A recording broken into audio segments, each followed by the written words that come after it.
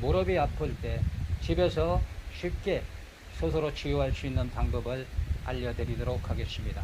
얼마 전에 무릎의 문제로 인해서 몇 개월 동안 쉬었다가 지금은 발레를 하고 있는 아이의 사례를 먼저 말씀드리도록 하겠습니다. 그 아이는 아픈 무릎을 치료하기 위해서 여러 개의 병원을 전전하게 됩니다.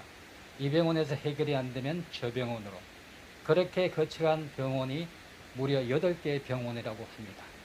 같은 정상인데 진단명은 따로따로 나왔다고 합니다.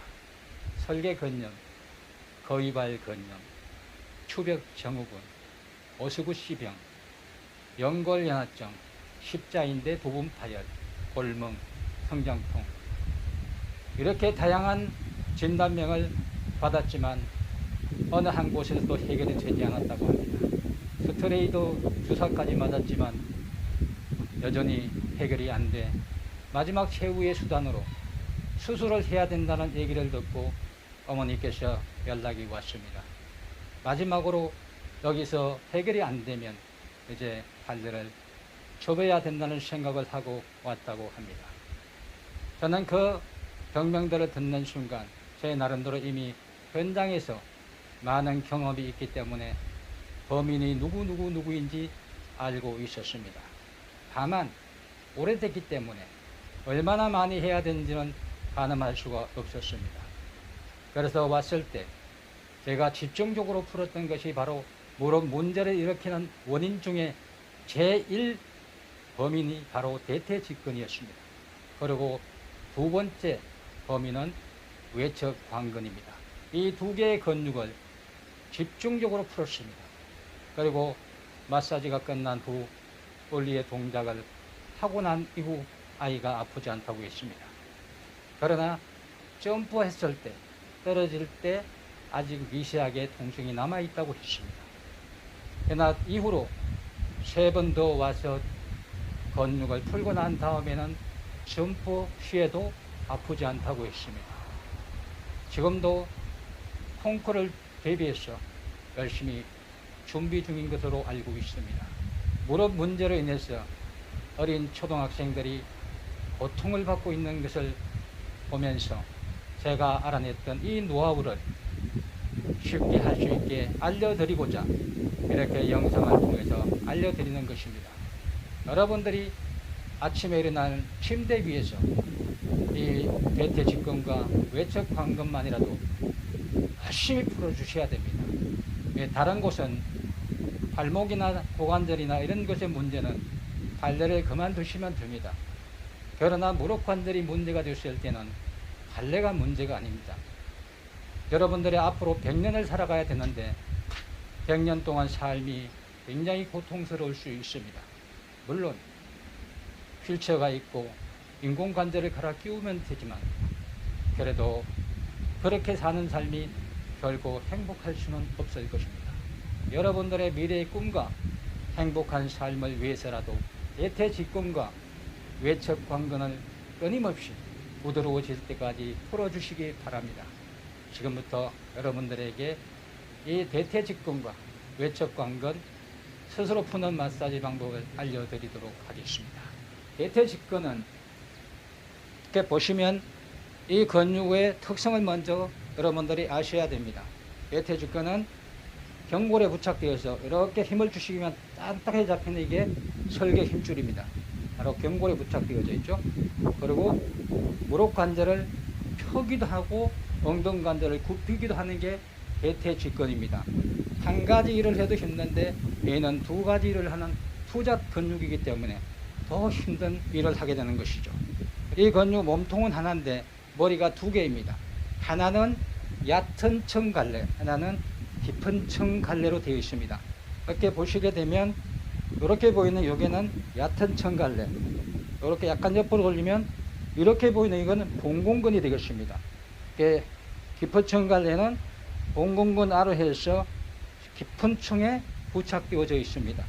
그래서 풀 때도 여기와 안쪽도 동시에 같이 풀어주셔야만 이 대퇴직근이 완벽하게 풀어지는 것입니다.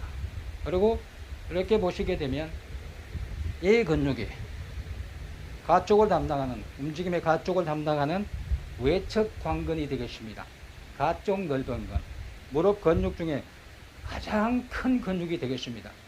외측 광근과 대퇴 직근이 연합해서 문제가 되게 되면 바로 이쪽에 관절 쪽에 여러 가지 다양한 증상을 일으키게 되는 것입니다. 이 두 근육을 열심히 풀어주시기 바랍니다. 근육을 풀기 전에는 근육이 잘 풀어질 수 있도록 먼저 근육에 열을 가해야 됩니다. 그래서 근육이 수축을 하게 되면 열이 발생합니다. 방법은 알이 이렇게 엇갈린 상태에서 같이 밀기를 하게 되면 다리 하지에 있는 모든 근육들이 힘을 쓰게 됩니다. 다시 교체해서 서로 밀기. 충분히 열이 발생한 상태에서 마사지를 하게 되면 근육들이 잘 풀어지게 됩니다. 처음부터 이 강한 자극을 줄 수 있는 이 부위부터 시작하지 마시고 조금 더 저강도로 할 수 있는 호미파이진 이 부위로 먼저 시작하시다가 충분히 적응이 되면 다시 강도 높은 곳으로 이동해서 하시게 되면 됩니다. 처음에는 낮은 강도에서 다리 무게를 이용해서 푸시면 됩니다. 그러다가 좌우로 이렇게 움직이면서 풀어주셔도 됩니다. 그리고 조금 더 압의 강도를 높이기 위해서는 이렇게 위쪽으로 다리를 구부려 주시면 되겠습니다. 충분히 풀어지게 되면 이동하십시오. 이동, 다시 이동,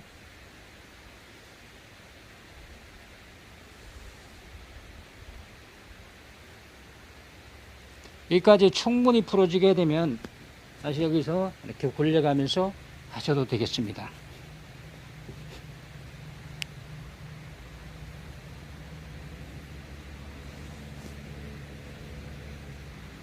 좀 더 강한 압으로 푸시고 싶은 분들은 한쪽 다리를 이렇게 포개서 하시면 되겠습니다.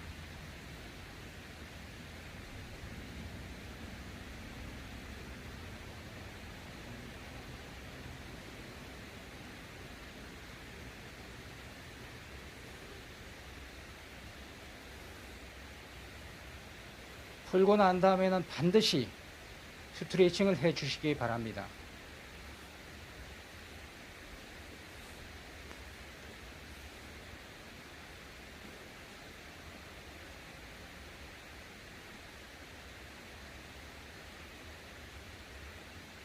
이어서 외측 광근 마사지가 되겠습니다. 아래쪽에 대상 근육 부위에 공을 이렇게 위치하신 상태에서 위쪽 다리가 이렇게 위치를 하시게 되면 몸이 자동적으로 이쪽에 기울게 됩니다. 이 상태에서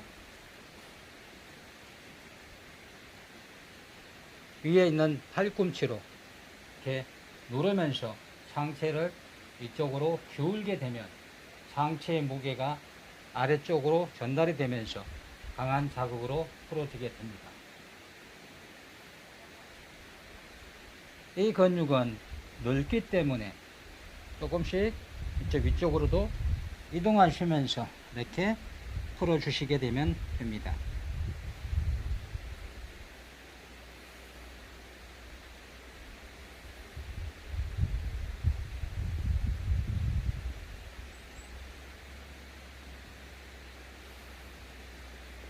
이동, 자세를 바꿔서 풀어보도록 하겠습니다. 다리를 이렇게 포개면 더 강한 자극으로 풀 수가 있습니다. 앞쪽으로 이렇게 돌리면서 풀게 되면 옆쪽과 앞쪽을 풀 수가 있습니다.